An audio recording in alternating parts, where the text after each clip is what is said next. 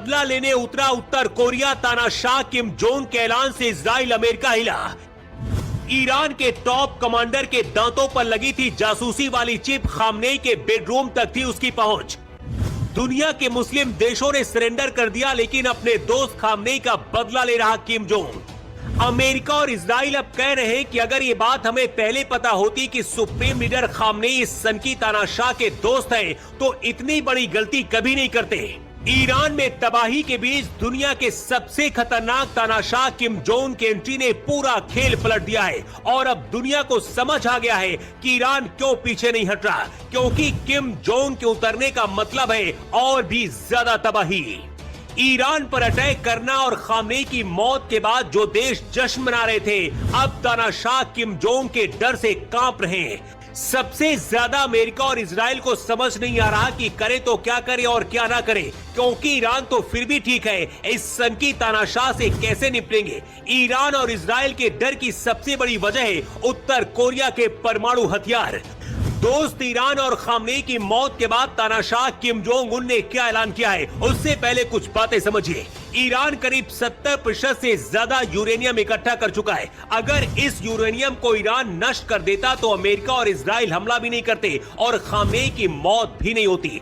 America की पिछले 1 साल से नजर थी और उसके बाद से ईरान अपना परमाणु कार्यक्रम दावा किया जा रहा है कि उत्तर कोरिया शिफ्ट कर रहा था। मतलब अली खामनेई की मदद तानाशाह किम जोंग कर रहे थे और कुछ महीने अगर और मिल जाते तो जो हाल आज ईरान का हो रहा है, वही हाल अली खामनेई अमेरिका और इजराइल का कर देते। लेकिन ईरान के टॉप कमांडर के दांत के अंदर ऐसी जासूसी चिप लगाई गई जो पूरी सटीक जानकारी अमेरिका और इजराइल तक पहुंचा रही थी। खामेनेई कब क्या कर रहे हैं, इसकी पूरी जानकारी मोसाद के पास थी।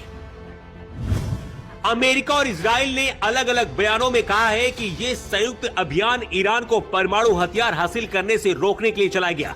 खामेनेई की मौत की घोषणा करते हुए ट्रंप ने अपने social media platform truth social पर उन्हें दुनिया के इतिहास का सबसे बुरा शख्स बताया। लेकिन खामेनेई की इतनी सटीक लोकेशन कैसे मिल गई, इसकी कई थ्योरी चल रही है। लेकिन एक थ्योरी ऐसी है जिसे सुनकर पूरी दुनिया का दिमाग हिल गया है।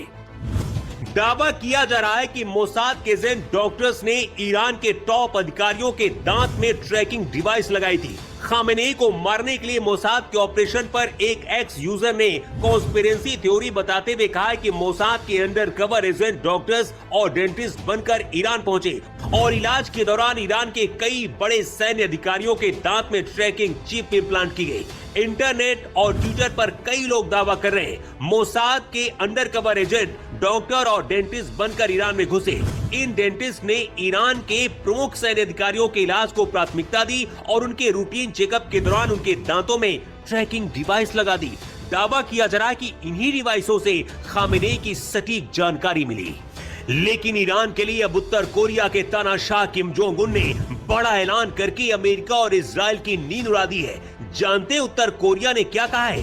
किम जोंग ने कहा कि अगर ईरान मांगेगा तो हम उसे इजराइल के खिलाफ मिसाइलें देंगे।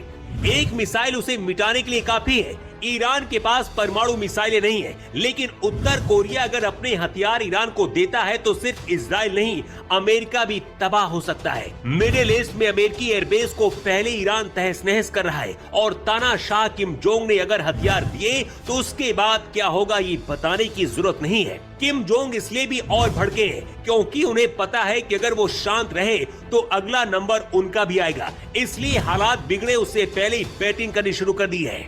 किम जोंग ने कुछ दिन पहले पुतिन के साथ भी बैठक की थी। पुतिन भी ईरान का समर्थन कर रहे हैं। ऐसे में हालात देखकर तो यही लग रहा है कि अब अमेरिका और इजराइल से बदला किम जोंग ही लेंगे।